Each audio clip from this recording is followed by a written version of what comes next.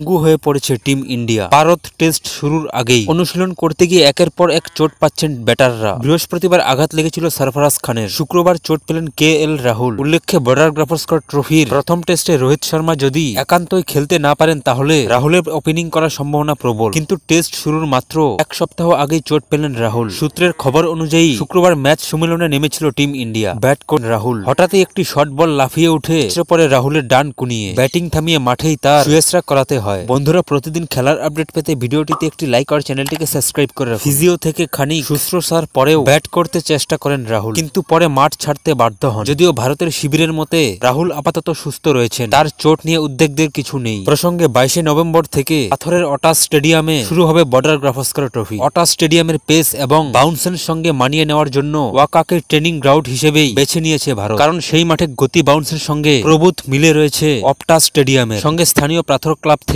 গতিশীল তরুণ পেসারদের আনা হয়েছে নেট বোলার হিসেবে। বৃহস্পতিবার সেখানে নেটে বোলিং করার সময় কুইয়ে চোট পেয়েছিলেন ভারতের মিডল অর্ডারের ব্যাটার সরফরাজ খান। ডান কুনিয়ে চোট পাওয়ার পর আর নেটে ব্যাট করেননি তিনি, তখন তিনি মাঠ ছেড়ে বেরিয়ে যান। অন্যদিকে ওজি সংবাদ মাধ্যমগুলির দাবি বৃহস্পতিবার নাকি স্ক্যান করতে গিয়েছিলেন বিরাট কোহলি, তবে তার কি ধরনের চোট রয়েছে সেই নিয়ে বিশদে কিছু জানা যায়। পরপর 2 দিন 2 ক্রিকেটার চোটে কার্যত পঙ্গু হতে বসেছে টিম ইন্ডিয়া, কারণ রাহুল এবং সরফরাজ দুজনেই প্রথম টেস্টের দলে কার্যত নিশ্চিত ছিলেন। রোহিত না খেলে রাহুল ওপেনিং করবে এবং মিডল অর্ডারে খেলানো হবে সরফরাজকে। এমনটাই পরিকল্পনা ছিল টিম ম্যানেজমেন্টের। ভারত টেস্টে দুজনের মধ্যে কেউই যদি না খেলেন তাহলে টেস্টে অভিষেক হতে পারে বাংলার অভিমান্যু ইসরনের, পারেন ধূপ জোরেলো।